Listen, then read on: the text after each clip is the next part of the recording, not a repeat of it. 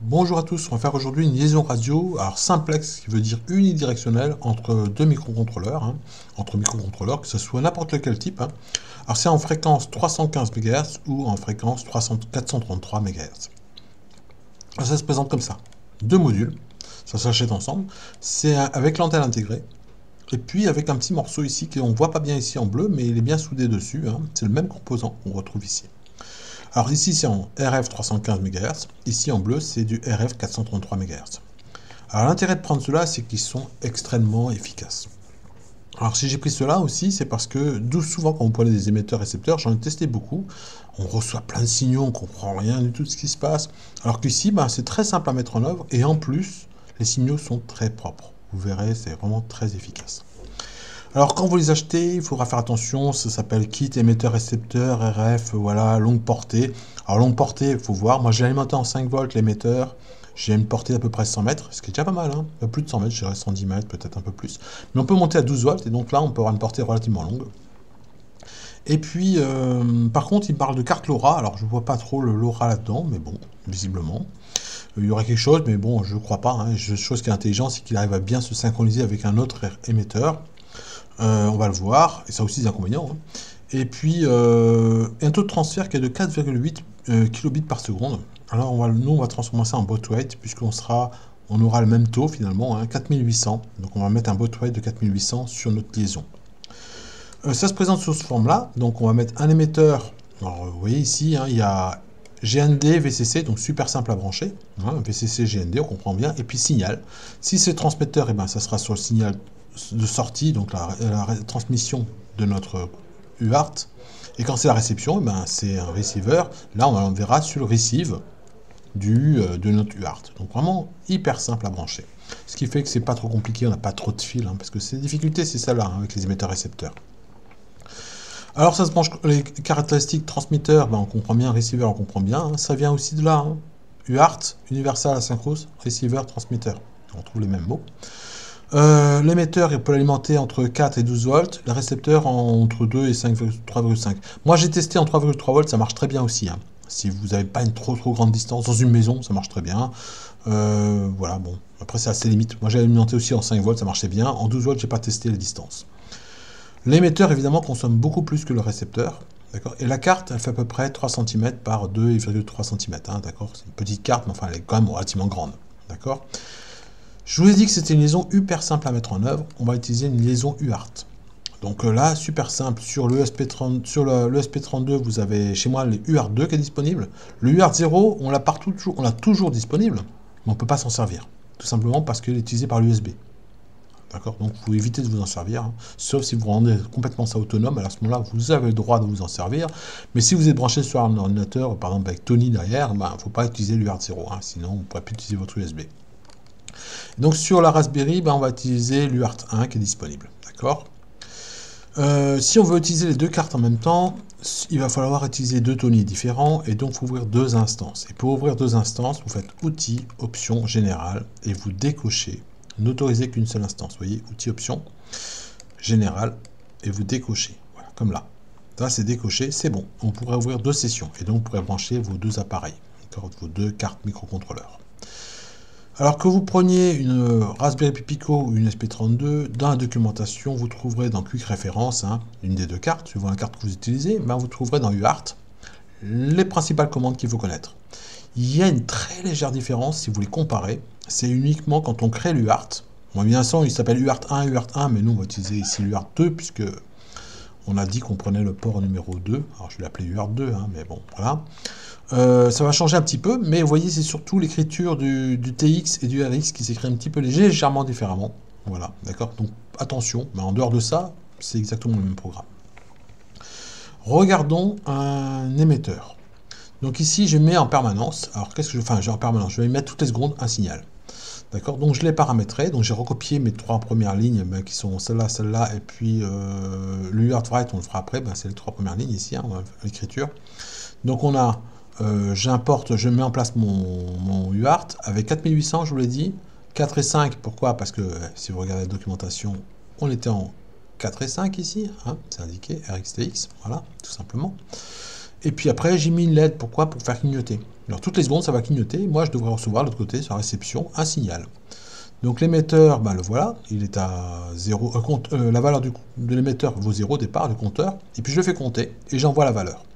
Donc je le fais compter toutes les secondes. Vous voyez ici une boucle hein, en permanence, toutes les secondes.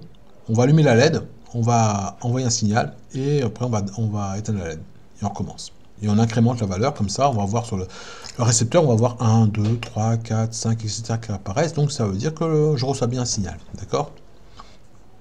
J'ai mis dans mon signal que j'envoie capteur 1, point virgule, pour séparer les valeurs, et puis après un STR pour dire la valeur. Un STR pour mettre en texte, pour pouvoir l'envoyer. D'accord le capteur 1, point virgule, à quoi il me sert? Eh ben, il sert à, si j'envoie plusieurs signaux, capteur 1, capteur 2, capteur 3, et ben comme ça, quand je réceptionnerai les informations, j'aurai la première information, ce sera le nom du capteur. Hein, alors il s'appellera capteur 1, je recevrai une valeur, ok, et capteur 2, je recevrai une autre valeur. Et en décodant simplement ça, je saurai la valeur, elle appartient à qui, tout simplement. Donc voyons maintenant la réception. Alors je l'ai fait avec cette même stratégie de point virgule, hein, d'accord. Donc qu'est-ce que je vois? Ben, la même chose, la même commande, donc on va brancher celui-là sur le RX, receive, hein, le receive, voilà, et sur la broche 5, d'accord, ça sur la broche 5. On a une partie ici un peu particulière, c'est que j'ai mis une boucle principale qui va tester si on reçoit quelque chose. Alors ça, vous le verrez dans la classe UART. Si vous cherchez la documentation sur l'UART, dans la classe UART, vous verrez qu'il y a une fonction qui s'appelle ANI, qui dit combien on a reçu d'octets. Donc si on a reçu des octets, moi je dis, ben lis-les. Voilà, tout simplement. Et lis la valeur, d'accord? Cette valeur-là, et après on va essayer de la décoder. Parce que les signaux, si on le reçoit, si l'émetteur n'émet pas, vous allez recevoir des signaux très pourris, signaux très bizarres. Vous vous demandez ce que c'est, d'où ça vient, qu'est-ce que c'est, ben, c'est une interférence de tout ce qu'il y a autour de vous. Et tout ça, ça joue et ça envoie des signaux. Et si vous n'arrivez pas à le décoder, ben, il ne faudra pas que ça mette un message d'erreur. Donc j'ai mis un try except. Si tu n'arrives pas à le décoder, ben, tu imprimes simplement le message que tu reçois. En fait, ça va vous donner ça quand je reçois un truc de très mauvaise qualité. Voilà, je reçois ça. Il n'y a plus d'émetteur, ou l'émetteur est trop loin, je reçois des signaux très bizarres. Je sais pas trop d'où ça vient, c'est le voisin, j'en sais rien, moi, ce qui se passe. En tout cas, voilà, je reçois des signaux comme ça, et quand tout à coup l'émetteur émet, on va recevoir des super beaux signaux, et ce qui est incroyable, c'est que c'est propre. Il n'y a aucun signal qui interfère là-dedans. C'est vraiment très très propre. Donc c'est ça qui est génial. Alors là, qu'est-ce que je fais ici? Ben, vous l'avez compris, hein, je vais recevoir le signal, l'information, je vais la décoder, c'est pour ça qu'il y a un décode. Ensuite, je vais la splitter, c'est-à-dire la couper, hein, en gros, je vais mettre des morceaux, au niveau du séparateur point virgule. D'accord? Donc le point virgule, je l'avais mis ici, donc automatiquement j'avais la valeur, j'ai le nom du capteur d'un côté, et de l'autre côté j'ai la valeur. Et donc le nom du capteur, la partie 0, cette partie-là, c'est la 0, ça donne mon nom de capteur, et de l'autre côté, comme c'est une valeur, j'ai mis un INT pour récupérer une valeur, parce que n'oubliez pas, c'est un texte qui est envoyé. Hein. Et au final, j'imprime, et bien ça donne effectivement ça. Voilà. Ça marche super bien. Hein. Alors, moi, ce que j'ai prévu comme petit projet, alors ça, c'est plutôt pour les terminales, de faire du calcul de LRC, du checksum, des choses comme ça qu'on peut s'amuser pour sécuriser un peu la donnée. Mais dans les projets en première, j'ai prévu une sonnette pour malentendants, par exemple. Alors, c'est pas qu'une sonnette. Hein. Ici, c'est un bouton. Super simple. J'appuie sur le bouton, ça envoie le signal, il y a quelqu'un qui sonne. Mais je pourrais aussi mettre un deuxième élève sur une alarme, je sais pas, incendie. Hein, je vais vous dire, voilà, il détecte une inondation, à faire un truc plus simple, inondation de l'eau. Il détecte de l'eau, hop, il envoie un signal. Et le malentendant, il a un bracelet avec un récepteur qui va donc vibrer, hein, on va mettre un petit moteur. Et puis derrière ça, eh ben, avec des LED qui indiqueront, ben, tiens, c'est plutôt une sonnette ou plutôt c'est une alarme parce qu'il y a une inondation. Vous vous souvenez que je vous ai dit, ici, uart.ani, d'où ça vient cette information-là? Eh ben, là, vous pouvez la chercher en tapant MicroPython, org, et puis vous tapez directement UART dans le moteur de recherche, il va vous donner la méthode, voilà. Et vous trouverez tout un tas d'informations, dont ANI, d'accord, voilà, qui vous donne l'information, qui vous donnera comment fonctionne tout ça. Et donc, dans les units, on vous dit aussi comment on peut paramétrer ça. Alors, pour les bons élèves, ça peut être intéressant de voir comment on fait le bit de parité, comment on fait 2 bits de stop, comment on peut paramétrer autrement que le paramètre par défaut, d'accord. Donc je vous ai fait ici, hein, je vous ai mis un parité pair, tac, on voit le signal ici, donc j'envoie 42, donc j'envoie 42, le voilà, d'accord, LSB 40, le 2 et après le 40, ok, et là c'est le parité pair, ok, donc on voit le parité pair comme ça avec un bit stop, etc., on peut le voir avec un analyseur logique, pour les bons élèves, hein, parce que ben, ça prend quand même du temps de mettre en place l'analyseur logique, vérifier tout ça, et je suis pas sûr que vous ayez assez d'analyseur logique pour faire tous les TP en même temps. Donc voilà, pour certains élèves, leur dire, attendez, on va vous montrer, et puis pour les autres, pour leur montrer simplement, d'accord? La mise en œuvre. Attention. Pourquoi j'ai mis attention? Parce que c'est une liaison simplex, ce qui veut dire qu'on n'a pas d'accusé de réception. Hein, si vous avez un signal absolument à transmettre, Vous n'êtes pas sûr qu'il soit transmis. D'accord? Attention. Si vous voulez être sûr d'être transmis, ben, utilisez deux émetteurs-récepteurs. Mais cette fois-ci, attention, prenez un 315 et un 433. Pas que des 433, d'accord? Émetteur-récepteur, émetteur-récepteur. Comme ça, vous avez dans un sens et dans l'autre. Et ça marchera bien. Si vous mettez tout à 433, ça ne marchera pas, hein, clairement. Et si vous voulez utiliser des choses beaucoup plus sophistiquées, prenez un capteur plus sophistiqué, hein, du NRF 24L01 ou toute autre technologie derrière que vous trouverez. Voilà. En ce moment, je travaille sur SID. Là, on m'a demandé, ok, ça m'intéresse. Bon, on va faire ça. On va regarder ça de plus près. Du XB, j'utilise du XB, voilà, pardon. Ensuite, un deuxième problème qu'on va rencontrer, c'est que si on envoie plusieurs données, par exemple une télécommande vers un robot, il va falloir prévoir des délais entre chaque communication, qui sont relativement faibles, mais il faut les calculer. Vous allez voir que sinon, ça ne marche pas. Et puis le troisième problème qu'on va rencontrer, mais ça c'est un jeu d'enfant, hein, on va le régler en 2 minutes. Et puis le troisième problème, c'est que si vous voulez mettre plusieurs émetteurs vers un seul récepteur, c'était mon cas, hein, mon bracelet là, où j'ai un bouton, mais je pourrais aussi avoir un deuxième capteur, ben, il va falloir mettre une stratégie en place pour y arriver, sinon vous aurez quelques petits ennuis, puisque en fait ce qui se passe, c'est qu'un émetteur, un récepteur, quand il voit un émetteur, il se synchronise dessus, je ne sais pas comment, mais ça marche. Et une fois qu'il est dessus, il n'en bouge plus. Même s'il y a un autre émetteur qui vient à côté de lui et qui lui dit « Attends, je suis juste à côté de toi, j'ai mis aussi des signaux, la même fréquence, 1533, il n'en tient pas compte, il reste sur son émetteur à lui. » Alors ça, c'est un peu pénible, mais en même temps, bon, ça peut avoir des avantages. Je vous le dis, la qualité du signal est très bonne, peut-être parce qu'il y a une espèce de synchronisation, je ne sais pas comment, mais ça fonctionne. Alors, réglons d'abord le premier problème. Le premier, c'est, on l'a dit, celui-ci, le problème numéro 2, qui prévoit un délai de communication.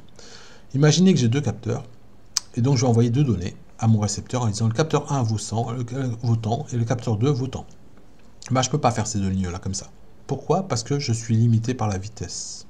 Donc, vous voyez ici, hein, j'ai mis, tout comme tout à l'heure, j'ai simulé ma valeur de capteur, j'ai capté le capteur, et puis je vais envoyer mes deux valeurs, et après, j'éteins ma LED, je clignote ma LED tranquillement. Ben non, je ne peux pas. Pourquoi? Parce qu'on est limité à la vitesse de 4800. Donc qu'est-ce que ça veut dire? Ça veut dire que chaque bit vaudra 209 microsecondes.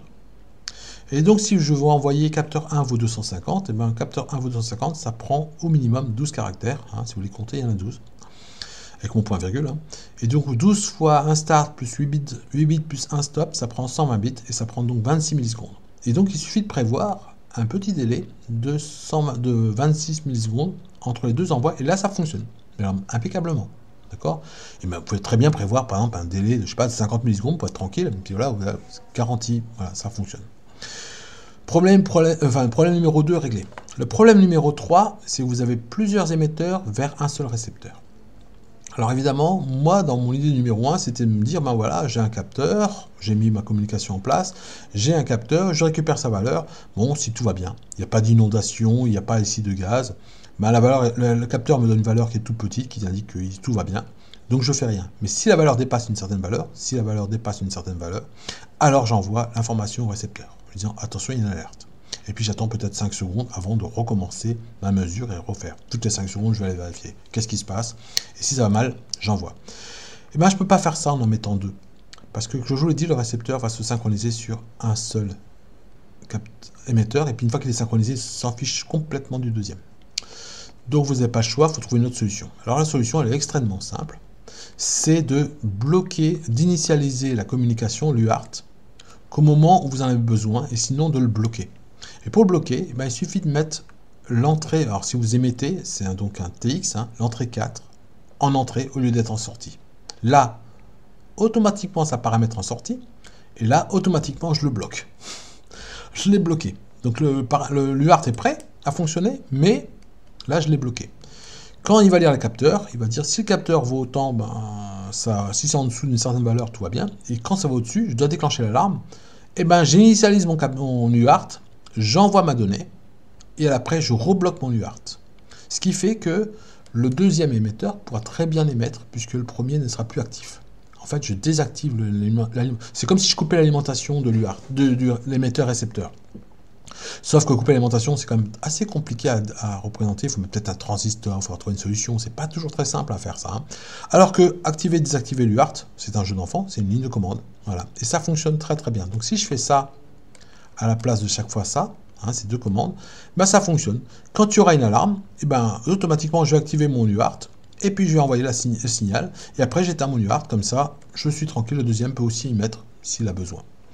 Voilà la solution, et donc on peut résoudre beaucoup de problèmes quand même, et surtout la qualité de ces capteurs-là, moi j'en ai testé beaucoup, hein, ce sont des capteurs qui sont extrêmement efficaces, et pour par exemple des élèves en première, j'imagine beaucoup, parce que ou quand vous voulez faire une liaison, vous voulez être sûr que ça marche, et vous le testez, vous êtes amateur. Hein. J'en ai essayé beaucoup des émetteurs radiofréquences en 433, et très peu sont efficaces, quoi, vraiment très très peu. Donc voilà, je m'arrête là-dessus, mais prenez ceux-là, ils sont vraiment très très bons.